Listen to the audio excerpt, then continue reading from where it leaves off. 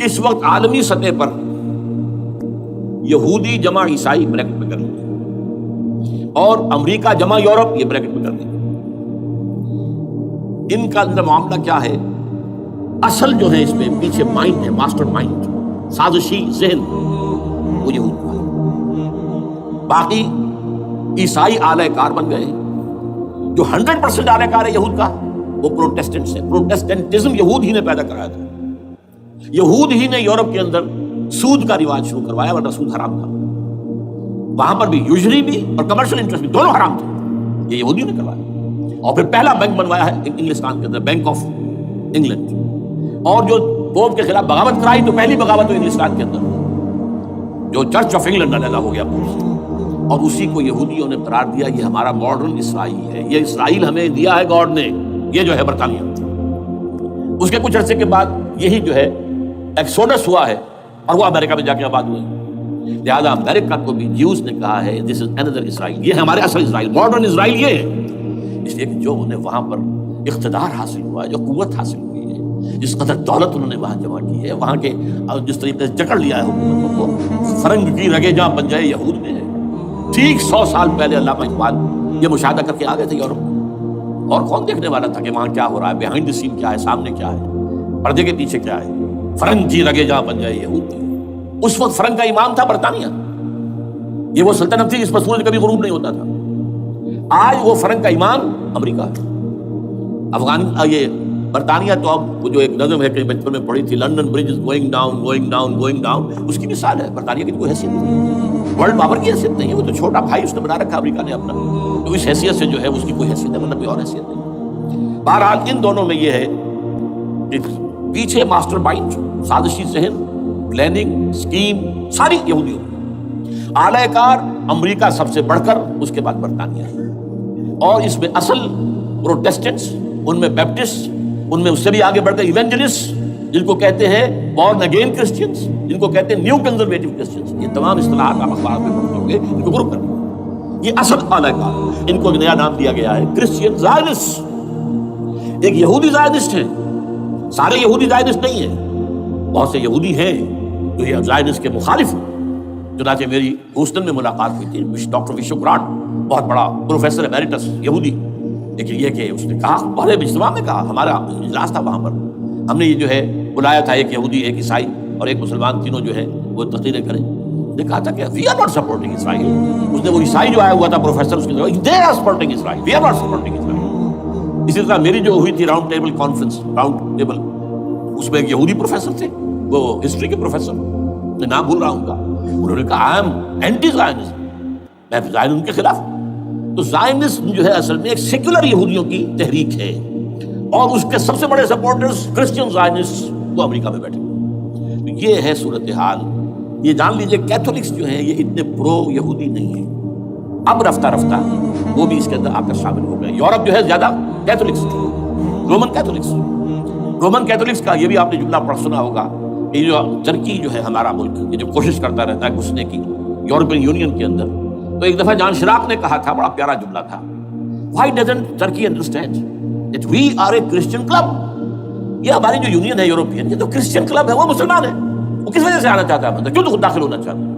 Why doesn't Turkey understand that we are a Christian club؟ لیکن یہ ہے Roman Catholics, اور ان کا میں بعد میں آپ کو بتاؤں گا. یہی آپ کو معلوم ہے کہ یورپ نے عام طور پر اسرائیل کا اتنا ساتھ نہیں دیا جتنا جو امریکہ دیتا رہا ہے، اور کسی درجے میں ان کے دلوں میں سافٹ کارنر جو ہے عرب فلسطینیوں کے لیے بھی رہا ہے. یہ معاملہ ایران کے بارے میں بھی رہا ہے، جس قدر اسٹرانگ ایکشن امریکہ لینا چاہتا ہے، یہ جو ہے اس کے ساتھ نہیں ہے. یہ دونوں سا فرق ہے، وہ میں اس کا ایک بنیاد بعد میں بتا دوں گا آپ کو. بہرحال ان کا ایک جو ایجنڈا ہے وہ دو، سمجھیے کہ دو اس کے نکات ہیں، دو رسیوں کے مانند یہ آپس میں بٹا ہوا ہے. پہلا، عالم اسلام کے مادی اور مالیاتی وسائل، خصوصاً تیل پر قبضہ. یہ ان کا دنیاوی اعتبار سے، دولت کے اعتبار سے، وسائل کے اعتبار سے اس وقت کا ایجنڈا ہے. ویسے تو اس سے اوپر وہ جاتے ہیں پوری دنیا پر، وہ تو بات کی بات ہے، لیکن ابھی نہ وہ روس کو چھیڑ رہے ہیں نہ چین کو چھیڑ رہے ہیں. چین تو ان کا سب سے بڑا جو ہے بزنس پارٹنر ہے، سب سے بڑا، اور چین کو رفتہ رفتہ وہ اپنی لائن پر لا رہے ہیں. اب تو صرف یہ کہ وہ ایک پارٹی گورنمنٹ وہاں رہ گئی ہے، جو کہ کمیونزم کے دور کی یادگار ہے. باقی ان کی جو اکانومی ہے وہ تو آ چکی ہے اسی رخ کے اوپر جو یورپ کی ہے, مغرب کی ہے. نمبر 2 ایجنڈا کیا ہے؟ دنیا میں کہیں بھی اسلام کے بحیثیت ایک نظام زندگی ظاہر ہونے کا کوئی موقع نہیں دینا.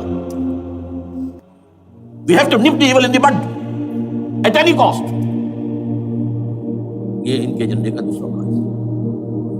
یہ 2 ہیں انٹرٹوائنڈ. جیسے آپ لڑیوں کو پٹ دے کر رسی بناتے ہیں, ایسے یہ 2 لڑیے ہیں.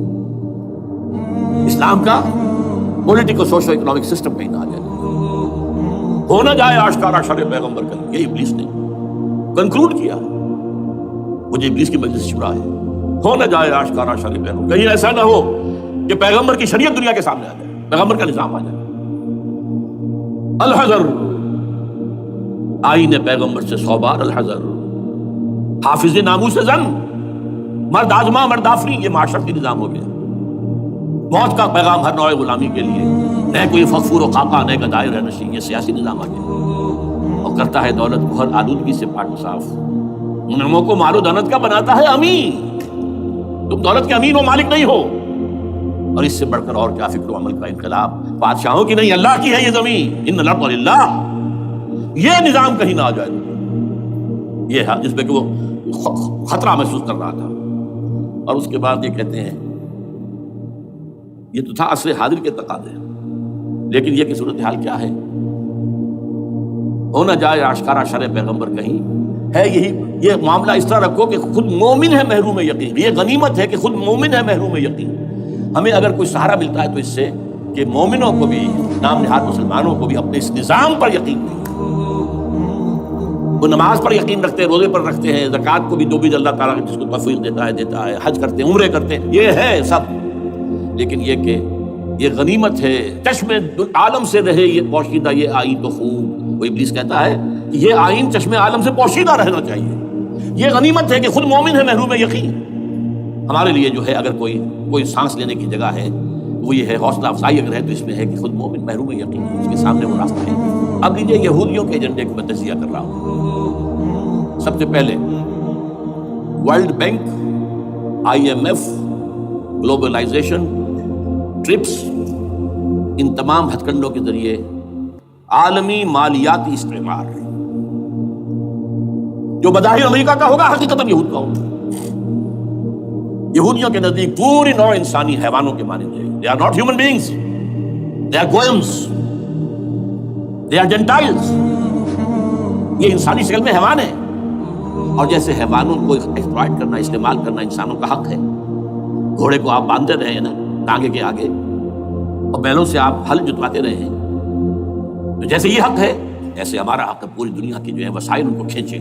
ہاں جیسے گھوڑے اور بیل کو بھی کوئی نہ کوئی دانہ تو ڈالنا پڑتا ہے, چارہ تو دینا پڑتا ہے, تو ان کو بھی کچھ دو. یہ پوری نوع انسانی ورکرز بن کر رہ جائے, حیوان بن جائے بالکل.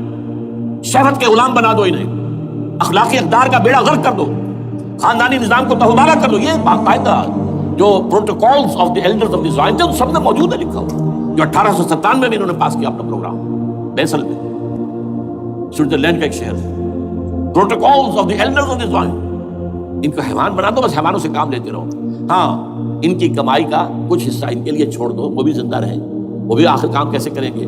اور اصل جو ہے ملائی کھینچ دو اپنے اس نظام کے ذریعے سے. World bank, IMF, stock exchange, TRIPS, globalization, اس کے ذریعے سے عالمی مالیاتی استعمار. نمبر 2 ایک ہے ان کا ایجنڈا, یہ تو عالمی ہے. دوسرا ایجنڈا کیا ہے؟ وہ لوکل ہے. وہ کیا ہے؟ گریٹر اسرائیل کا قیام,